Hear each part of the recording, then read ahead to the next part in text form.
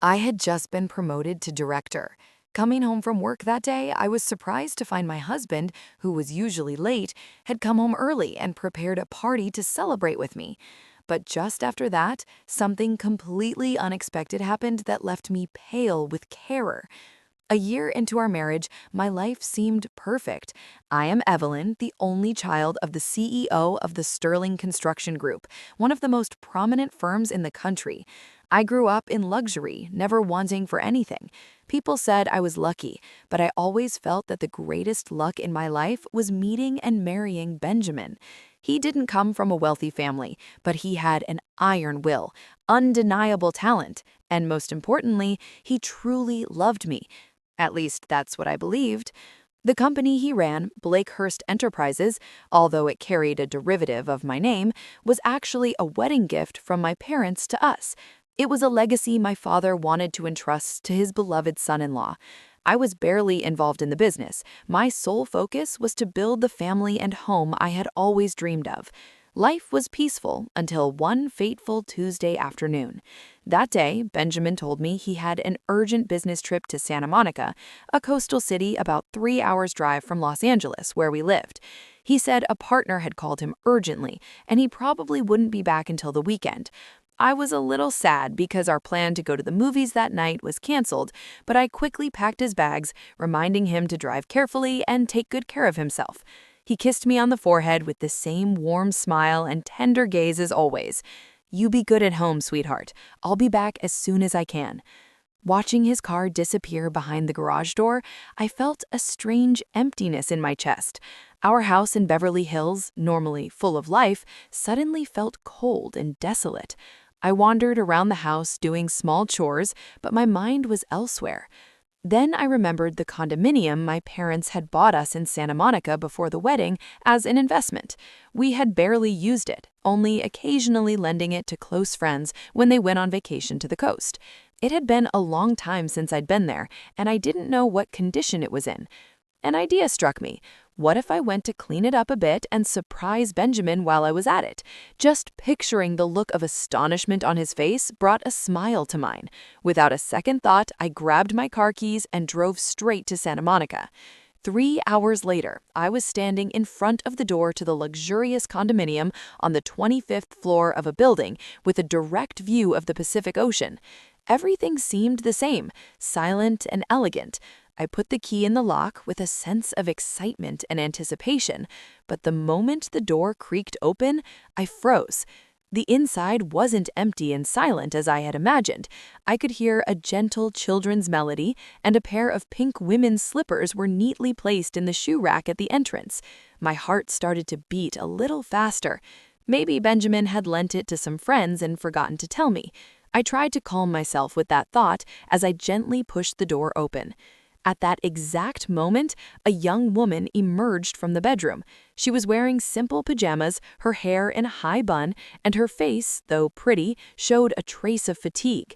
But what absolutely petrified me was the small child, about a year old, clutching a pacifier in her arms. When she saw me, she was startled, and her eyes showed surprise and a certain suspicion. "Excuse me, are you looking for someone?" Her voice was clear but unfamiliar. I stood there like a statue, my mind blank. Who was this woman? Whose child was this? Why were they in my husband's and my condominium? A million questions swirled in my head, but reason told me I had to stay calm. I took a deep breath, trying to force a natural smile, even though the muscles in my face felt rigid. "Oh, hi. Excuse me, is this apartment 25501? I think I've come to the wrong floor." The young woman looked me up and down, but her inquisitive gaze seemed to soften at my well-dressed, slightly bewildered appearance. She nodded. "Yes, this is 251. Which apartment are you looking for? Can I help you?" No, that's not necessary. I must have gotten distracted. I'm sorry for bothering you," I said in a hurry and turned to leave. I needed a quiet place to organize the chaos in my mind. But just as I turned my back, the baby in her arms started to cry. She rushed to soothe him. There, my little Ethan. It's okay. Daddy Benjamin will be here soon. He bought you lots of gifts." The words Daddy Benjamin were like a dagger straight into my heart. My body froze. Benjamin, my Benjamin, it couldn't be. It must have been a coincidence of names. I clung to that fragile ray of hope, but my feet felt glued to the floor, unable to move. I had to know the truth. The instant the name Daddy Benjamin left that woman's mouth, my world stood still. My ears no longer registered the child's cry, the distant murmur of the waves, or even the hum of the air conditioning in the hallway. All that was left was a deathly silence, an infinite void that was devouring me. I tried to convince myself that it was just a coincidence, a common name. But deep down, a cruel voice was screaming at me to stop lying to myself. Just then, the phone in the woman's bathrobe pocket rang. Awkwardly, while cradling the child with one arm, she pulled out her phone with the other. Seeing the name on the screen, her face instantly relaxed and a sweet smile appeared. She answered quickly in a cooing tone that contrasted with her earlier suspicion. "Hello, my love. Where are you?" I hid behind the wall next to the door, my heart pounding in my chest. I couldn't leave. An invisible force held me there. I had to listen. I had to know who was on the other end of the line. "Ethan and I are waiting for you. He's a little restless today. I'm sure he misses his daddy," she said as she doted on the child. The person on the other end said something, and the smile on her lips grew even more radiant. "Really? You already bought me the handbag? The one I sent you the picture of the other day? My goodness, if it costs more than $10,000, you spoil me too much. I love you more than anything in the world." $10,000. That figure was like a bucket of ice water in my face. Benjamin, the husband who always told me the company was going through a difficult phase, that we had to save money, that we had to be frugal to set an example for the employees. Benjamin, who refused to buy me a necklace for barely $2,000 for our wedding anniversary with the excuse of, "We shouldn't make superfluous expenses right now, sweetheart." And now he was willing to spend such a large sum on another woman, on a handbag. My throat felt dry and bitter. I tried to swallow, but it was as if I had a knot in it. The conversation continued, and every word that came out of her mouth was a deeper cut to my bleeding heart. "Yes, Ethan is behaving very well. Hey, my love, this weekend we're going to look at that house in the new subdivision, right? A friend told me it's beautiful, that it even has a private pool. Let's buy it so Ethan has a place to play when he's older. Yes." Her voice was sweet as honey, but to me in that moment it was more repulsive than anything. She was asking my husband to buy her a house while living in the condominium my parents had bought me. "I know you love us more than anyone. Well, drive carefully, okay? I'm going to hang up and get dinner ready for you. Kisses." The call ended. The woman went back inside, her face lit up with happiness and satisfaction. The door to 251 closed, returning silence to the hallway, but unleashing a terrible storm inside me. So it was true. There was no doubt. My husband, the man I loved and trusted blindly, had betrayed me. He didn't just have a mistress, he had a child, a 1-year-old baby. That meant he had been deceiving me since we got married, maybe even before. All the words of love, the gestures of affection, the promises of a happy future, it was all a perfect farce that he had constructed. A wave of nausea rose from my stomach. I leaned against the wall to keep from falling. Hot, bitter tears began to stream down my face. What had I done wrong? Was I not good enough, not beautiful enough, or did I not love him enough? Why was he treating me like this? I had given him everything, a career, money, status, and unconditional love, and this was what I got in return? The pain quickly gave way to another sensation, a terrifying coldness and emptiness. I didn't scream, I didn't break anything. I just stood there in the deserted hallway, letting the cruel truth devour my soul. The promises he made to that woman had killed my heart. The tears kept falling, but I didn't utter a single sob. Leaning against the cold wall, I felt the chills seep into my skin just as the terrible truth was taking over my soul. For a moment, I wanted to burst into that condominium and cause a scene. I wanted to confront Benjamin, scream in his face, and slap that woman for destroying my family. But then another image appeared in my mind, the image of my parents. My father, who had placed all his trust and hope in Benjamin, handing over the career he had built his entire life. My mother, who had always loved and treated him like a son. If I made a scene, how many people would suffer? This would become the laughingstock of everyone. And the Sterling Group would also be affected. I couldn't be selfish and only think about my own pain. And then there was Benjamin.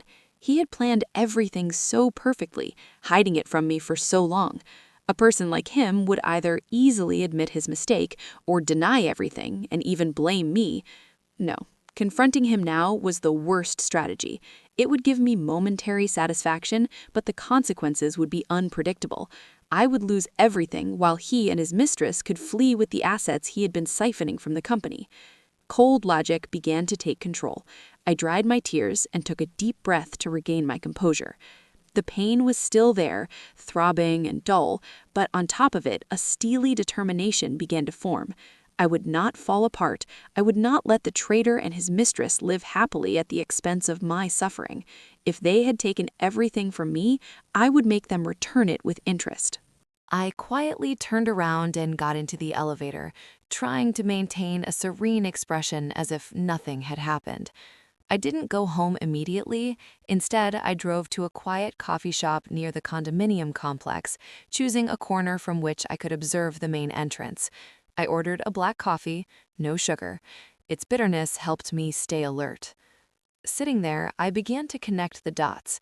Benjamin's increasingly frequent business trips, the calls he always took outside, the unexplained charges on his credit card that he justified as entertainment expenses.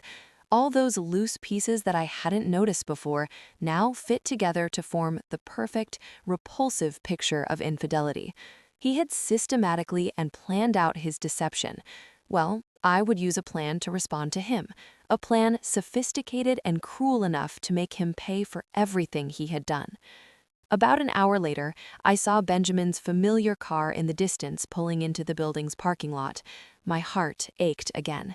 He got out of the car with a huge bouquet of roses in one hand and several luxury brand bags in the other.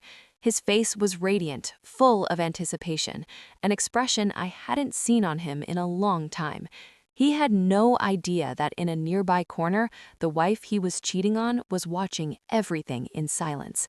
I raised my phone, zoomed in all the way, and captured that moment. The photo wasn't perfectly clear, but Benjamin's figure and the gifts he was carrying were clearly recognizable. This would be the first piece of evidence. Seeing him happily enter the building, I no longer felt pain, but a cold indignation. The plan had begun. From this moment on, I was no longer Evelyn, the naive and devoted wife. I would become someone else, someone calculating, patient, and who knows how to reclaim what is hers. This war, without a doubt, I was going to win. I took a sip of coffee. The bitterness spread in my mouth, but in my mind, everything was clearer than ever. After that day, I went home as if nothing had happened. I continued to be the sweet and attentive wife. When Benjamin returned from his business trip, I greeted him with a smile and prepared a hot dinner. He didn't notice any difference. He continued to play his part as a loving husband perfectly, telling me how exhausting the trip had been and the difficult contracts he had to negotiate. I listened to each of his lies in silence, with a growing contempt inside me. The more perfect his performance was, the stronger my determination for revenge became. The first step of my plan was to get close to that woman. I needed to know everything about her relationship with Benjamin, and most importantly, gather more evidence. But I couldn't show up as Benjamin's wife. I needed another identity, a perfect cover so she wouldn't suspect a thing. It took me almost a week to investigate Madison. It wasn't too difficult. Through a friend who worked at a phone company, I got her number based on the frequent calls she made to Benjamin's cell phone. From there, I found her social media profiles. Madison was not discreet. She constantly posted photos of her son, of expensive gifts, of dinners at luxury restaurants, but she always hid or cropped out the face of the man she was with. Reviewing her profile, I saw a life of opulence that was completely financed, but also a palpable loneliness and a desire to be recognized. I discovered her daily routine. In the morning, she walked with the child in the nearby park. In the afternoon, she went shopping at the supermarket or a mall. She didn't seem to have any close friends in Santa Monica. It was always just her and the child. This was the weak point I could exploit. I decided to orchestrate a chance encounter. I prepared everything meticulously. I chose an elegant but not ostentatious outfit. I put on discreet makeup and drove a different car than I usually used. I wanted to project the image of a successful, kind, and accessible woman. One afternoon, when rain was forecast, I knew Madison would go to the supermarket because I saw her post on social media that her refrigerator was empty. I arrived early, parked, and sat in a coffee shop across the street, waiting patiently. Sure enough, shortly after, Madison appeared pushing her child's stroller. I waited until she had been inside the supermarket for about half an hour before acting. I went to my car, parked it near the exit, and waited. The rain started to pour just as I had predicted. When Madison came out, loaded down with several bags and struggling to push the stroller, the sky opened and it began to pour. She looked quite flustered, looking for a place to take cover as the child started to cry from the sound of the thunder. It was my chance. I drove slowly toward her, rolled down the window, and called out to her. "Hello, what a downpour. Do you need a ride? I can drop you off at your house if it's on my way." Madison looked up with a mix of surprise and suspicion. She hesitated. I gave her the kindest, most harmless smile I could muster. "Don't worry about it. The poor baby is going to catch a cold out here. Get in. I'm not a bad person." Maybe because she saw I was a woman, or because of my soft tone of voice, or simply because of the uncomfortable situation, Madison nodded. I quickly got out, opened the trunk, and helped her put away her groceries and placed the baby in the infant car seat I had already prepared. All my movements were natural and efficient. "Thank you so much. What a stroke of luck to have found you," Madison said, once inside, putting a hand on her chest and sighing of relief. "It's nothing. Helping others is a joy too. By the way, my name is Evelyn, and you are?" I said, starting the conversation as I drove. "I'm Madison, and this is Ethan, my son." "What a lucky boy. Ethan is a beautiful child. What an adorable face," I said, looking at the baby in the rearview mirror as I felt a pang of pain. That child looked a lot like Benjamin, but I quickly suppressed my emotions and maintained my smile. The chance encounter had gone perfectly, just as I had planned. Madison, without knowing it, had just fallen into the first of my traps. The car glided smoothly under the heavy rain. Outside, the streets were blurred by the water, but inside the atmosphere was warm and dry. I put on some soft, instrumental music, trying to create a space as comfortable as possible for Madison to open up. "Where do you live? I'll take you," I asked in a friendly tone, as if we had known each other forever. Madison gave me the address of the luxury condominium complex I already knew. During the ride, I skillfully made conversation. I started by complaining about how difficult it is to take care of children. Although I don't actually have children, I invented a story about a nephew I adore. I talked about how exhausting it is to take care of a baby by yourself. "You all alone with little Ethan must be exhausted, right? I only take care of my nephew for an afternoon, and I already feel like my arms are going to fall off."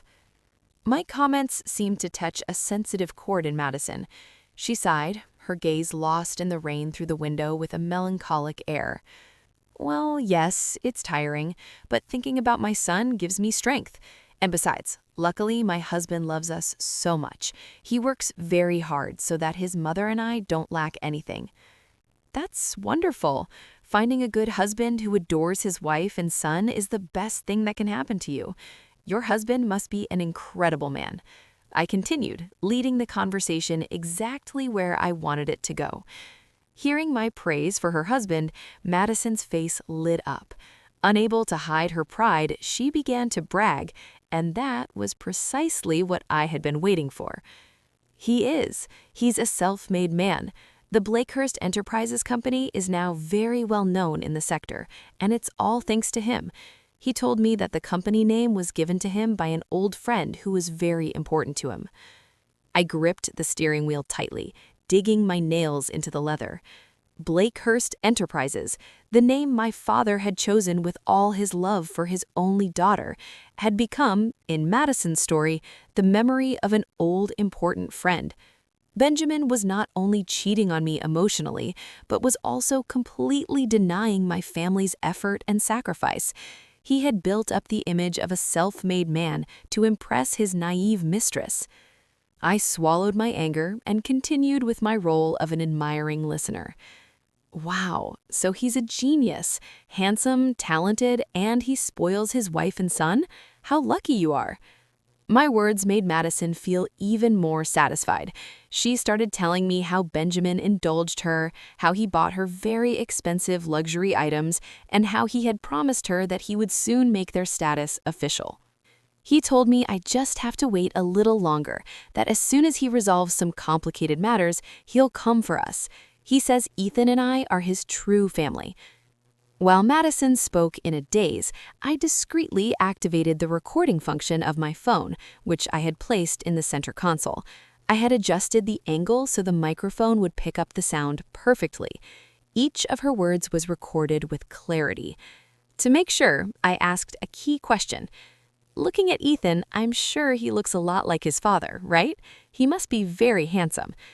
Madison let out a little laugh, the happy laugh of a woman who feels loved. Yes, everyone says he's the spitting image of his father, especially his nose and mouth, she said, pointing out the features of the child who was sleeping peacefully. And then, with total nonchalance, she admitted what I already knew but needed to confirm.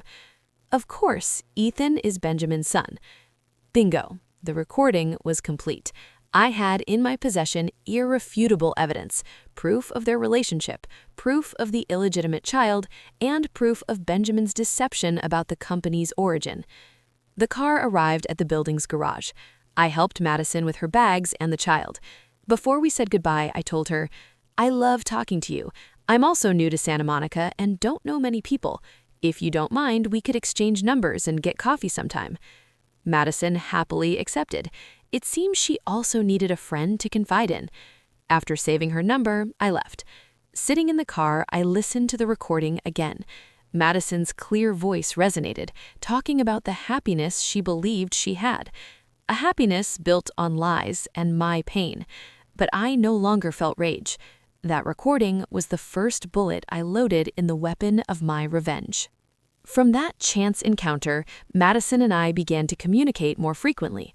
I took the initiative to send her messages every day, sometimes asking if little Ethan was eating well, other times sending her baby care tips I found online. I played the role of an understanding older sister, a confidant, always ready to listen. And Madison, just as I had predicted, quickly came to see me as an emotional support. She told me everything, from Benjamin's promises to buy her a new car to the pressure he was receiving from his old wife at home. According to her stories, I was a problematic, uncompromising woman and an obstacle in the way of their true love. Listening to my own story through a third person was ironic, but I listened patiently, offering words of comfort and false empathy. "Don't worry, a man as brilliant as Benjamin will fix everything soon. You have to be strong to support him," I often told her. My words of encouragement made her trust me even more. She had no idea that the older sister she confided in was the same old wife she spoke of with such disdain. I orchestrated more chance encounters. One day, I found out she would be taking Ethan to get a vaccine. I showed up there pretending to take my nephew for a checkup. We sat together in the waiting room, sharing the typical worries of mothers. Another day, knowing she liked a brand of children's clothing, I bought her several beautiful outfits for Ethan, telling her it was a gift for my little sister's son. At each meeting, I wore designer clothes, drove luxury cars, none that Benjamin knew, and projected the image of a successful, wealthy, and free woman. I wanted to build in Madison's mind the archetype of the woman she longed to become, a woman who didn't depend on a man to live a queen's life. Gradually, Madison started treating me like a real sister. She invited me to her place for dinner, introducing me to Ethan as a very dear aunt. Being in my own condominium, seeing Madison preparing dishes she had probably learned to please Benjamin, seeing my husband's son call me Auntie Evelyn, my heart was a whirlwind of emotions, pain, bitterness, but above all, a chilling calm. I was on the right track. This false friendship was my perfect cover. Not only did it allow me to gather more information about them, but it was also the tool to execute the next steps of my plan. Madison, with her naivete and gullibility, had become the most important piece on the chessboard I had set up. She didn't know that every confidence, every secret she shared with me was pushing her and her lover a little closer to the abyss. Sometimes, seeing little Ethan's innocent smile, I felt a pang of remorse. The child was not to blame for anything.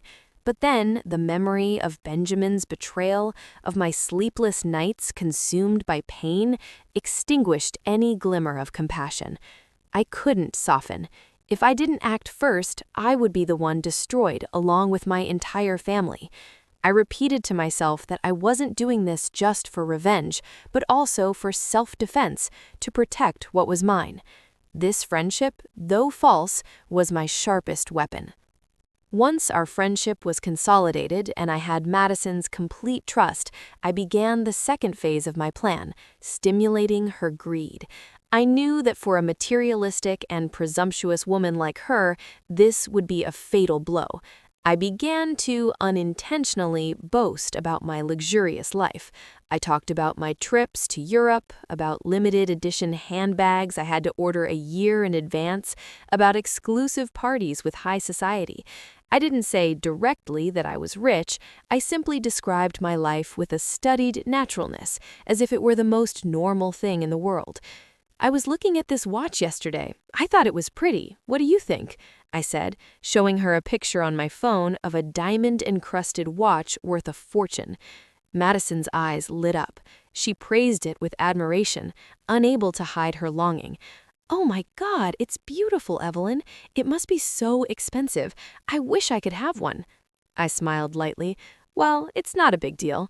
Women who make their own money have to know how to reward themselves. We can't always depend on men." My comment was a direct needle to her pride and ambition. I knew she was completely dependent on Benjamin. Although her life seemed luxurious, it lacked security and autonomy. She began to compare. Why could Evelyn buy those luxuries herself while she had to ask for them and wait for her lover's generosity? I continued to add fuel to the fire. I invited her shopping, taking her to the most exclusive boutiques, places she had probably only looked at from the outside before. I tried on dresses worth thousands of dollars and expensive shoes with complete nonchalance. While the sales assistant surrounded me with exquisite service, I saw Madison next to me with a mixture of admiration and envy in her eyes. "Try on this handbag. It would look great on you," I said, pointing to a new collection alligator skin bag. Its price was around $3,000. Madison hesitated. "No, Evelyn, it's too expensive. I don't dare." "Why not? If you like it, try it on. Women who know how to take care of themselves and look good. Who knows, maybe Benjamin will see you with it and buy it for you." My words hit their target. She slung the bag over her shoulder, looked at herself in the mirror with a dreamy expression, and just as I expected, that same night she sent the picture to Benjamin and started demanding it. From then on, Madison's greed became a bottomless pit. She was no longer content with gifts worth a few thousand. She started demanding much more expensive things from Benjamin. The luxury watch I had shown her, trips abroad, and the ultimate, the house worth hundreds of thousands of dollars. Madison often complained to me, "Benjamin has been very strange lately, Evelyn. I ask him for anything and he always says to wait, that the company is doing badly, not like you who has everything you want." I just smiled and comforted her. "I'm sure he has his reasons, but you have to think about yourself and Ethan. You never know what the future holds." My words, full of double meanings, made her more anxious and impatient. She pressured Benjamin relentlessly, subjecting him to enormous financial strain. He began to siphon large sums of money from the company to please his mistress, and of course, none of those transactions escaped my control. I had long since infiltrated an accountant I fully trusted into the company. Every invoice, every receipt for Benjamin's expenses for Madison were secretly copied and sent to my email. The evidence was piling up, and the web I had woven was closing in. Benjamin and Madison's relationship, built on money, was now crumbling precisely because of it. While the conflict between Benjamin and Madison intensified over financial pressure, I executed the next step to completely nullify Benjamin's power at Blakehurst Enterprises. I needed to turn him from a brilliant CEO into a complete useless man. One morning, I showed up at the office to the surprise of many employees. Before, they rarely saw me there. They only knew me as the director's wife, a rich lady who lived off her inheritance. Benjamin was equally surprised to see me in his office. "Honey, what are you doing here? There's a lot of work. You should be at home resting." I smiled sweetly at him. "I'm bored at home. Since the company carries a derivative of my name, I thought I'd come see how people work and learn a little from you." Benjamin couldn't find an excuse to refuse and reluctantly agreed. From that day on, I went to the office daily. At first, I just sat in his office reading documents and reviewing reports without intervening in anything. I wanted him to think I was just there to pass the time. After a few weeks, when he'd gotten used to my presence, I started making my first foray. "Hey, this afternoon you have a meeting with Mr. Harrison of the real estate group. Can I come with you? I want to learn how you negotiate with clients." Benjamin hesitated. Mr. Harrison was one of the company's most important partners, but seeing my enthusiastic and innocent expression, he couldn't refuse. He probably thought an ignorant woman in business like me would be nothing more than a decoration. It was his fatal mistake. He forgot that I am the daughter of a construction magnate. Since I was a child, I had accompanied my father to meetings. I heard him analyze the market and negotiation strategies. Business runs in my blood.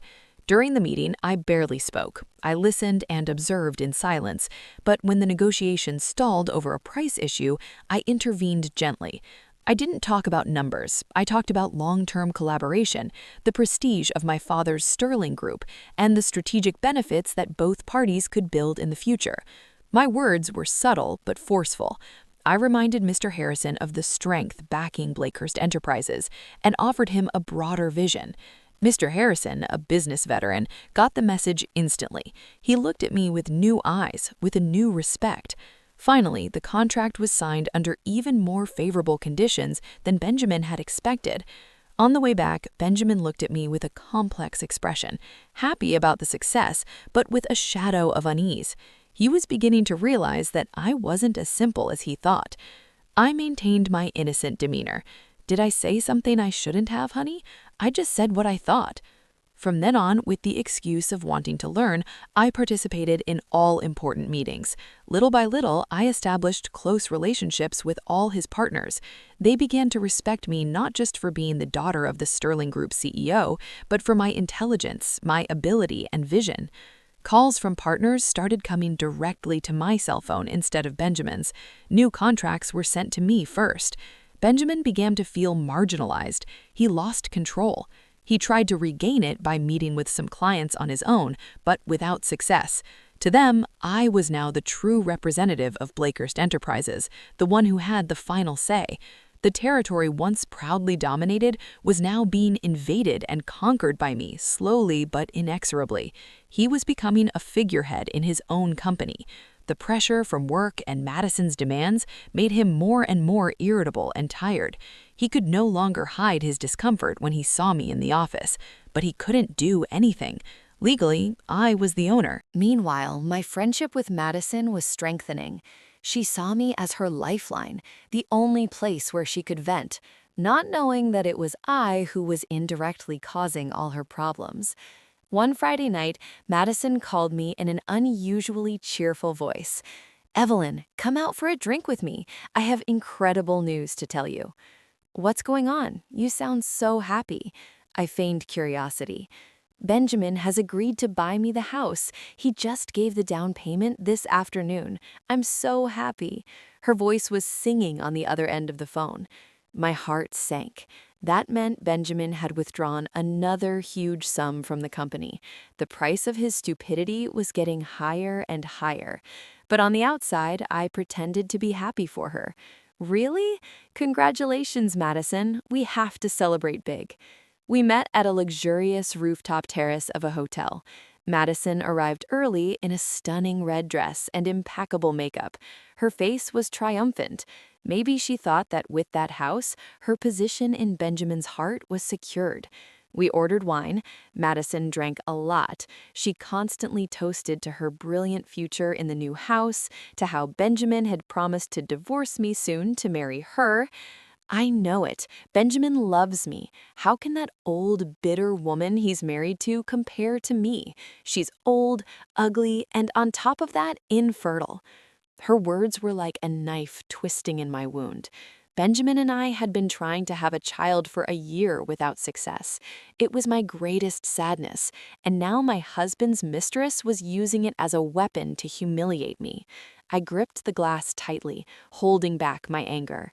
Seeing me in silence, Madison thought I pitied her. She leaned in and whispered in my ear, her breath smelling of alcohol and venom. You know what? Sometimes I wish that woman would just disappear. If it weren't for her, Benjamin would be all mine. I would be the director's wife. I wouldn't have to live in hiding. I shuddered at her words. Underneath that materialistic naivete was a cruel and calculating soul. She didn't just want Benjamin's money, she wanted my position, even my life. The saying goes, a drunk man's words are a sober man's thoughts. I realized the true danger this woman represented. She wasn't as simple as I had believed. I stared into her eyes, which were clouded by alcohol but bright with jealousy and hatred. I knew I couldn't underestimate my opponent. I pretended to be drunk too, slurring my words. What are you saying? She's his legal wife. Don't think crazy things. Madison let out a mocking, twisted laugh. Legal? So what? She'll be in the past soon. In these times, the one who has a man's love and his child is the one who wins. That night, after dropping off a completely drunk Madison at her place, I sat in the car for a long time. Her words echoed in my ears. Disappear. Her latent malice made me rethink things. My plan needed to accelerate and be much more drastic because my enemies didn't just want my money, they wanted my life. This was no longer a simple battle for assets and honor. It had become a fight for survival. After the conversation on the terrace, I became extremely cautious. Madison's words, though said while she was intoxicated, had sown a deep unease in me. I knew that Benjamin and she were capable of anything, and my instinct was not wrong. A week later, Benjamin's attitude suddenly changed. He became attentive and tender with me, like in the early days of our courtship. He no longer got angry when I went to the office. He even asked me about my work. And most significantly, he started cooking my favorite dishes for me. You've been working too much lately. You've lost weight. I prepared this so you can regain your strength, he said, serving me a steaming plate of a special stew with a look full of affection. If this had been before, I would have been moved to tears, but now this sudden attention only filled me with foreboding. A man who has a mistress and a secret child who's losing power in his company to his wife, why would he suddenly treat her so well? Something dark was hidden behind it. I faked happiness. I praised his culinary skills, but inside I was on high alert. That night I ate a little and said I was full. I secretly put the rest of the food in a small container and put it in my bag. The next day, on my way to work, I stopped at a pet store and bought a very lively hamster. I named him Cloud. I took him to my new private office at the company, a room I had requested to have my own space, away from Benjamin's supervision. From that day on, every meal Benjamin prepared for me, I saved a small portion. I lied, telling him I was taking it to the office to eat and save time, and all that food I gave to Cloud. Benjamin continued with his role as the perfect husband. He prepared delicacies for me, all supposedly nutritious and expensive. He even brought me a bottle of vitamins, saying a friend had brought them from abroad and that they were very good for a woman's health. Of course, I didn't take any. I crushed them and mixed them with Cloud's food. The hamster was healthy and active, running on his wheel. For a moment, I thought maybe I was being paranoid, that maybe Benjamin had truly repented, but my intuition told me he hadn't. And then, what I feared most happened. One morning, about 2 weeks after I bought Cloud, I arrived at the office and found him dead in his cage, stiff and cold. There were no signs of illness or injury. My heart stopped. I fell to my knees, looking at his small, lifeless body. It was true. My suspicions had been confirmed in the cruelest way. Benjamin, my husband, with whom I shared a bed and a life, was trying to poison me. He wanted a slow death, leaving no trace that would look like an illness. He was probably using a slow-acting poison so that when I died, everyone would think it was due to my delicate health. A shiver ran down my spine. I no longer recognized the man I had loved. He wasn't just a traitor. He was a monster, a cold-blooded killer. He wanted to kill me so he could be with his mistress and seize all my family's fortune. Trembling, I took out my phone and photographed the dead hamster. The food and the vitamin bottle would be the proof of his attempted murder. The little hamster had sacrificed his life to save mine. I owed him my life, and I swore I would make the person responsible pay a very high price. Rage and fear transformed into a visceral hatred. My plan for revenge was no longer just about justice. It was about survival. The hamster's death was a game changer. I couldn't continue living under the same roof as the man who was trying to kill me. Every second next to him was a suffocation. His smile, his attentions, everything had become disgusting and terrifying. I had to leave immediately, but I couldn't do it abruptly. It would arouse his suspicions. I needed a plausible excuse. That night, after secretly burying the hamster, I went home looking tired and sad. Benjamin, as always, greeted me with a sumptuous dinner. "What's wrong, honey? You don't look good," he asked with his false concern. I sighed, massaging my temples. "I don't know. Lately, I feel very tired, no appetite. It must be the stress from work." "I'll take you to the doctor tomorrow," he offered solicitously. "No need. I'm sure I just need to rest." I paused as if the idea had just occurred to me. "Hey, do you mind if I go to my parents' house for a few days? It's been a long time since I've been. With Mom's care and the country air, maybe I'll recover." Hearing this, a fleeting glimmer of joy crossed his eyes. I saw it. He was happy I was leaving. Maybe it would facilitate his plans, or simply give him freedom to be with his mistress. But he quickly hid his emotion behind a mask of nostalgia. "Of course, my love, go rest and let them spoil you, but I'm going to miss you so much." "It'll only be a few days. I'll be back soon," I said, fighting to keep my voice from trembling with hatred. The plan was accepted more easily than I expected. That night, I couldn't sleep. I lay next to him, listening to his steady breathing, imagining how many times he had going to bed next to me with murderous thoughts. I felt disgusted to share the same air. At midnight, when I was sure he was sound asleep, I got up without turning on the light, using only my phone. I opened the closet and took a small suitcase. I packed only the essentials, some clothes, and my most important documents, my ID, the deeds to the properties in my name, the company papers, and crucially, a savings book with a considerable sum my mother had given me as dowry. They were my life insurance. I couldn't let them fall into his hands. I did everything in absolute silence. The slightest noise, like the zipper, made my heart jump. I was terrified he would wake up. I felt like a fugitive escaping a sleeping monster. Once I was ready, I carried the suitcase out of the room with extreme care. I daren't look at him. I knew if I did, I wouldn't be able to contain myself, and I would scream. Downstairs, I left a short note on the table. "I'm going to my parents' house. Take care. I love you." The words, "I love you," made me sick, but they were necessary to not arouse suspicion. I opened the door stealthily and left.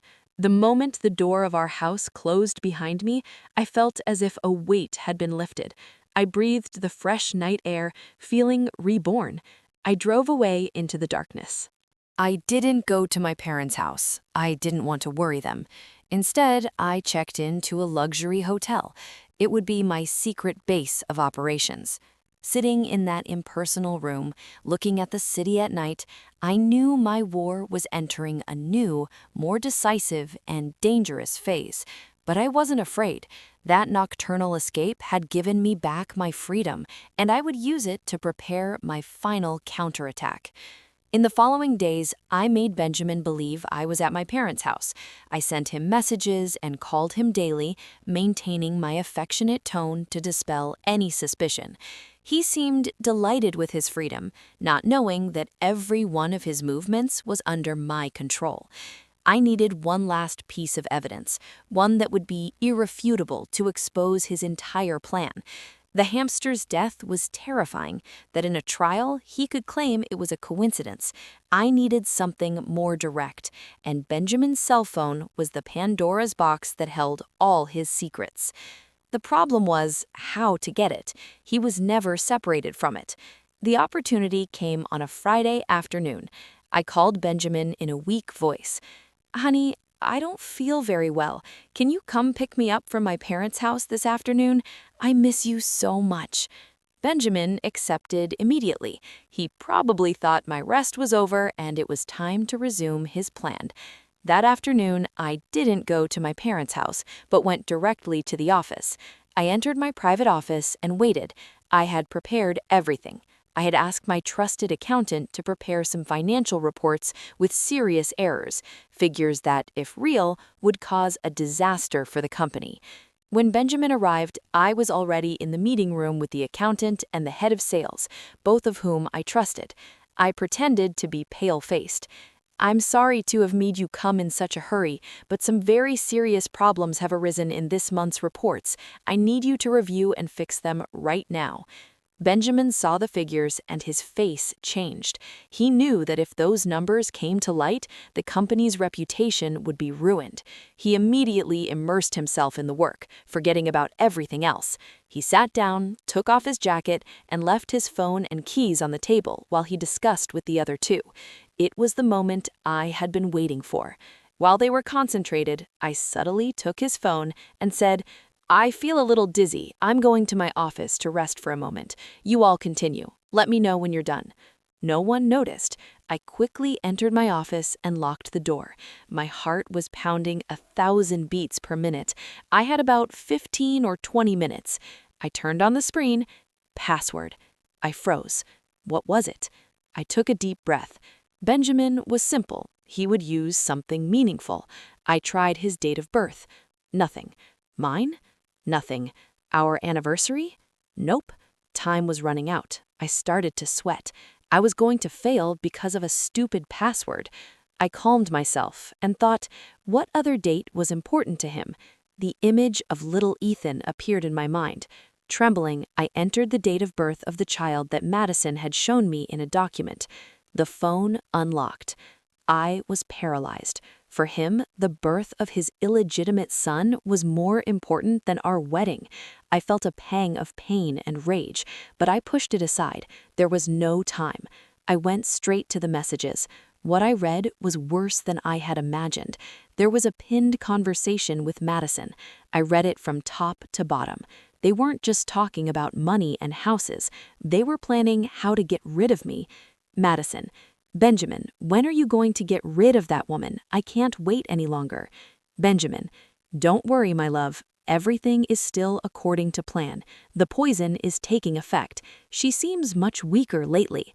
Madison: "I'm scared it's going to take too long. Why don't we do it faster?" Benjamin: "We can't. It has to look natural. You don't want them to suspect anything, do you? Be patient. Soon all that fortune will be ours." I read, trembling. Madison also knew. What's more, she was the one instigating it. They didn't just want to kill me, they wanted all my family's fortune. I didn't hesitate any longer. With my own phone, I photographed the entire conversation screen by screen. Each message was proof of their horrible crime. I sent the photos to my email and erased the trail on Benjamin's phone. Just as I finished, someone knocked on the door. It was him. I locked the phone, took a deep breath to appear calm, and opened the door. "Are you done yet?" he asked. "Yes, it was just a small calculation error. Let's go home." I nodded. In the car on the way back, sitting next to the man who was planning to kill me, I no longer felt fear. I had the ultimate proof in my possession.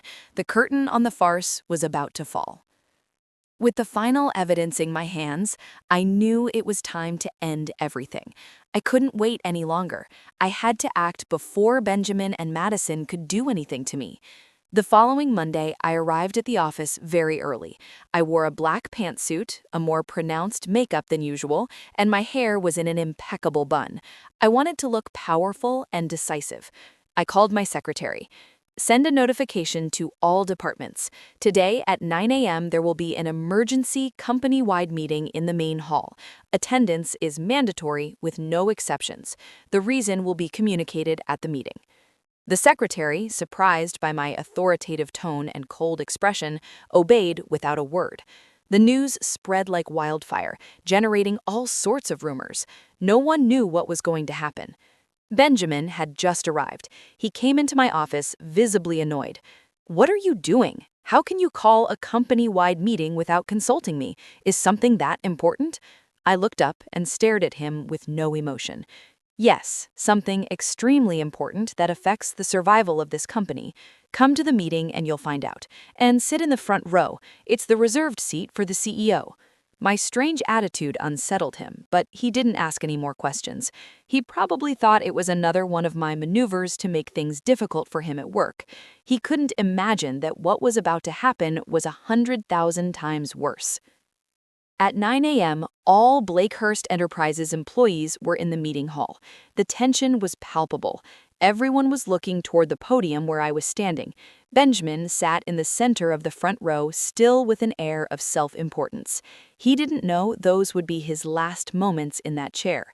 I scanned the room, stopping for a second on him. I picked up the microphone. My voice was clear and firm throughout the room. "Good morning, everyone. Thank you for your punctuality. I know you're wondering about the reason for this meeting. I won't waste any more of your time. Today, we are here to reveal a truth, a disgusting truth that has been hidden for too long at the heart of our company." Murmurs ran through the room.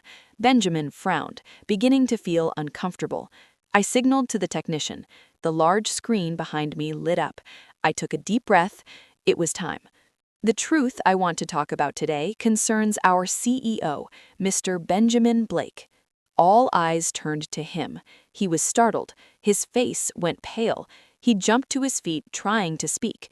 "Mr. Blake, please take a seat. The show has just begun. I recommend you stay and enjoy it until the end."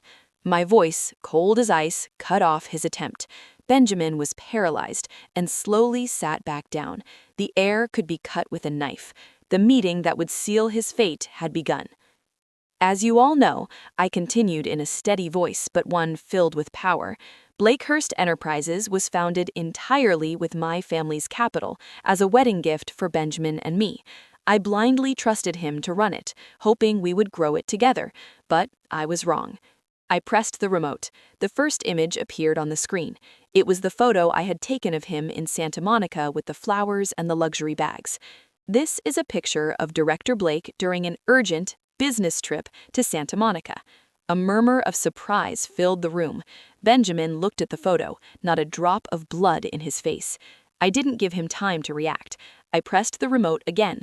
The screen showed a video, the recording of my conversation with Madison, edited with photos of her and the child taken from her social media. Madison's voice resonated, boasting about her self-made husband, admitting that Benjamin was the child's father. "Ladies and gentlemen, this woman and this child are the real reason for Director Blake's trip, a child who is more than a year old, which means our director has been cheating on his wife from the beginning of their marriage." The murmurs turned into an uproar. All eyes of surprise, contempt, and curiosity turned to Benjamin. He was petrified in his seat, his fists clenched, trembling. But the show wasn't over. I continued projecting a series of invoices, bank statements, and transfers, showing huge sums of money withdrawn from the company's accounts to buy $10,000 handbags and to make a down payment on a luxury house for his mistress. And this is how Director Blake uses the company's money, the money earned with the sweat of all of us, to maintain the luxurious life of his mistress and his son. At that moment, the silence was broken. People started talking openly, shaking their heads, whispering insults. The image of the honest and brilliant man Benjamin had built completely crumbled. I looked directly into his eyes with a sharp gaze. That you cheated on me, that you betrayed me, I could consider that a private matter.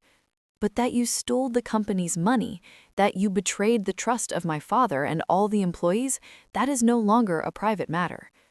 I paused to let the information sink in, and then I delivered the knockout blow. But all that is nothing compared to the crime he intended to commit. The screen showed the last images, the photo of the dead hamster, the vitamin bottle, and most terrifyingly, the full transcript of the messages between him and Madison, planning my poisoning to get my fortune. Attempted murder to steal an inheritance. The words appeared in blood red on the screen, like a sentence. The room erupted.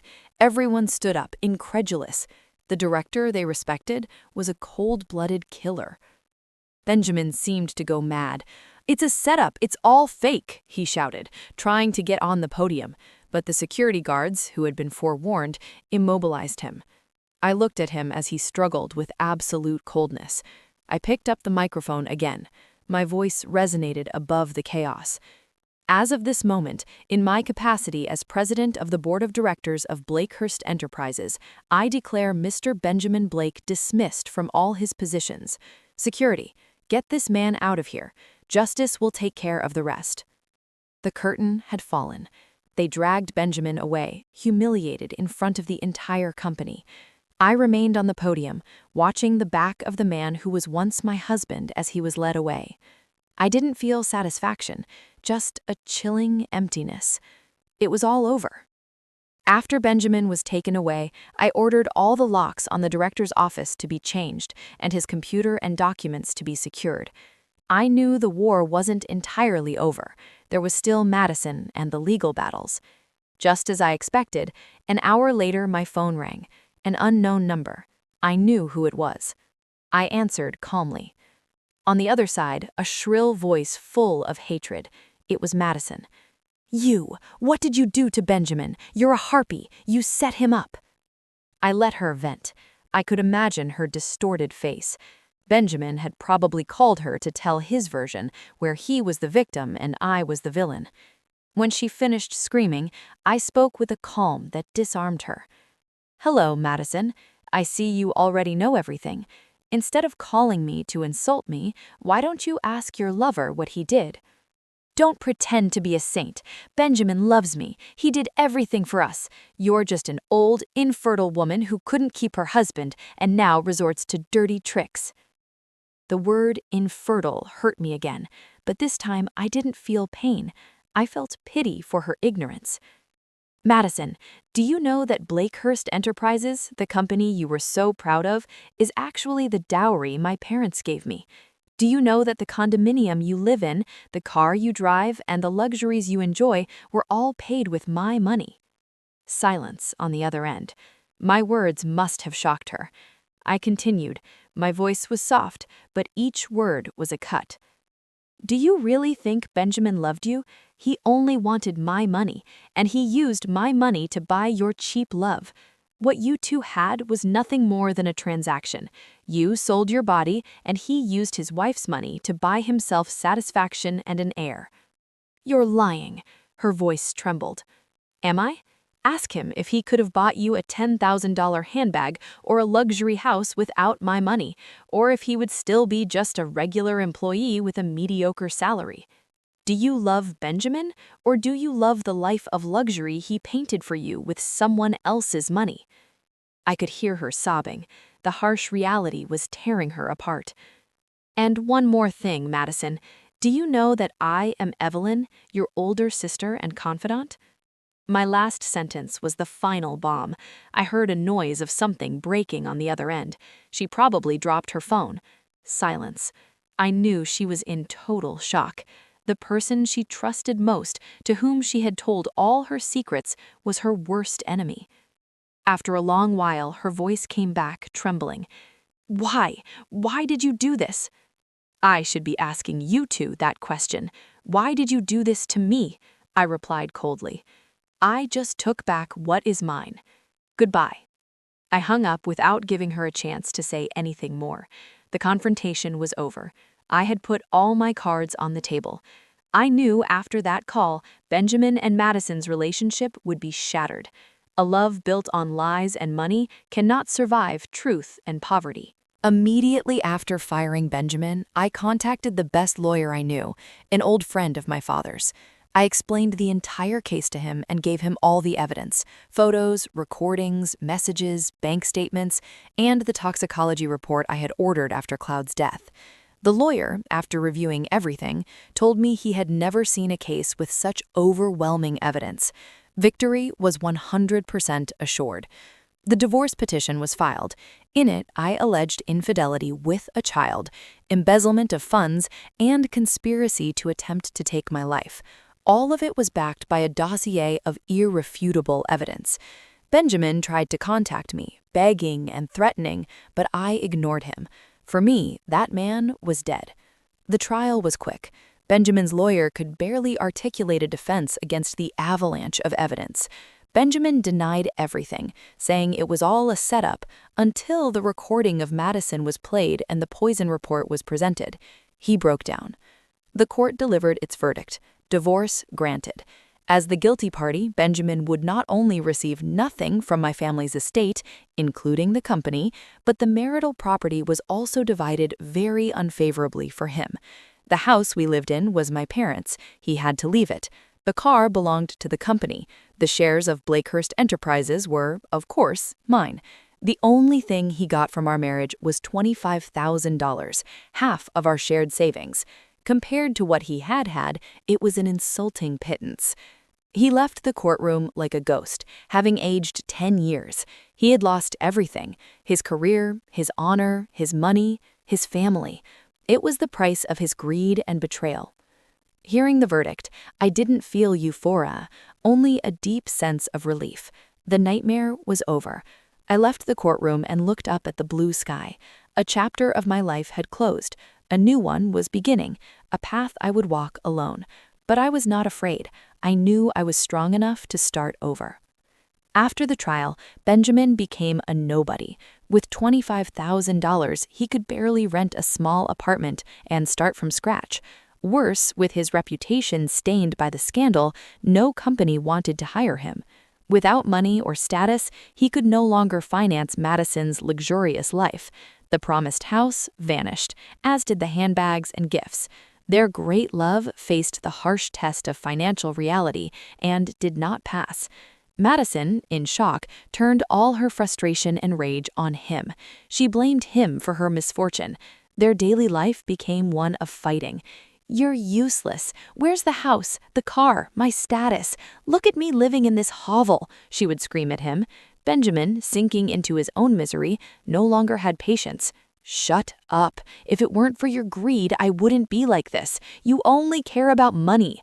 "Of course I do. Wasn't it with money that you seduced me? Now that you have nothing, you blame me, you coward."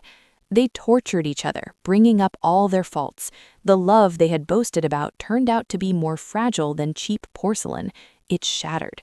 Finally, Madison abandoned him, taking Ethan and some of the little money Benjamin had left.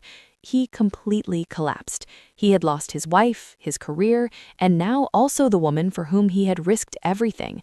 He took refuge in alcohol and in a repentance that was no longer of any use. Madison's life wasn't easy either. Alone, with no income, struggling to raise her son, her hatred for Benjamin transferred to me. In her simple mind, I was the one to blame for her suffering. If it weren't for me, she would still be a queen. That grudge grew into a demented idea. I knew she wouldn't leave me alone, so I hired private security. My instinct told me the danger wasn't over, and it wasn't wrong. One night, on my way home from work on a little used road on the outskirts, a taxi began to follow us aggressively, trying to force us off the road. My driver, an experienced man, remained calm. Suddenly, the taxi pulled in front of us and cut us off, forcing us to stop. The door opened, and Madison got out. She looked terrible, haggard, with bloodshot eyes. She seemed to have lost her mind. "Evelyn, get out of there, you witch! It's all your fault. You're going to die today." I stayed in the car, my heart pounding but keeping my composure. I motioned for my team not to act rashly. Madison, in a fit of madness, struggled with the taxi driver, stole the steering wheel, floored the gas, and launched the car directly at us. Everything happened very fast, but my driver, trained for these situations, reacted instantly, backing up and swerving to avoid a direct impact. The taxi, out of control, crashed violently into a tree. The noise was deafening. My bodyguard immediately called the police and an ambulance. I was still trembling in the car. If I hadn't been prepared, if my driver hadn't been so quick, I wouldn't be alive. Hatred had turned Madison into a monster. The police arrived. They pulled Madison from the car, alive but injured. As they took her away, she kept screaming my name and cursing me. Her failed murder attempt was the end of her freedom. Hatred didn't give her back anything she lost. On the contrary, it took away her future as well. Madison's attempted murder with such clear evidence turned my divorce case into a serious criminal matter. I handed over all the evidence I had accumulated about Benjamin and Madison's conspiracy to the police. They summoned Benjamin. Faced with the evidence, especially the messages and the toxicology report, he broke down and confessed everything. The plan to slowly poison me and take the fortune. The trial was public. I was there as a victim. Seeing both of them in the dock, the man who was once my husband and the woman who was my friend, I no longer felt hatred, only pity. Their greed and malice had destroyed their own lives. Madison was sentenced to 20 years in prison for aggravated attempted murder. When she heard the sentence, she collapsed, crying uncontrollably. It was too late for repentance. Benjamin was sentenced to 7 years in prison for conspiracy to commit aggravated assault with vile motives. Although he didn't manage to kill me, his intention and methods were punished. Justice had been served. The cycle of hatred and revenge could finally close. I watched them leave the courtroom escorted. Two people who, for money and ambition, had lost everything. I left and felt at peace. My war was over. I had won. Not with the satisfaction of revenge, but with the strength of justice. A year after the trial, I received a request from Benjamin. He wanted to see me one last time before he was transferred from prison. After some hesitation, I accepted. I needed to close that chapter forever. I visited him in jail. The man behind the glass was not the elegant director I remembered. He was haggard, with premature gray hair and a face lined with regret. He barely dared to look at me. "I'm sorry, Evelyn," he said through the phone. "I know it's late, but I'm truly sorry. I was blinded by ambition. I'm sorry for all the pain I caused you." I listened in silence. His words no longer affected me. "You don't have to apologize to me, but to yourself. Try to be a good person when you get out. It's the only thing you can do." We were silent. There was nothing left to say. I stood up. "Well, I'm going. Take care." I turned and walked away without looking back. That brief encounter was the definitive end. Benjamin was now just a name in my past, a very expensive lesson life had taught me. After everything, I poured my energy into work. I took over the full directorship of Blakehurst Enterprises. With my father's knowledge and my own experience, the company not only survived the scandal, but prospered. I was no longer the rich girl or the submissive wife. I was an independent businesswoman, the master of my own destiny. Years later, Blakehurst Enterprises is a leader in its sector. I have bought a portion of my father's shares in the Sterling Group, making me one of the main shareholders. I have proven to everyone and to myself that I can succeed on my own merit. Sometimes I hear news. Benjamin was released from prison for good behavior and works an ordinary job in another city. Madison is still in prison. I have forgiven them, not because they deserve it, but because I deserve peace. Resentment is too heavy a burden. One Sunday afternoon, from the balcony of my new penthouse, I contemplate the illuminated city.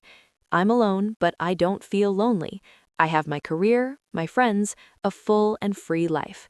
The painful past forged me into the woman I am today, stronger, more resilient, and above all, more capable of loving myself. From the ashes of betrayal, I have been reborn as a phoenix. My new life has just begun.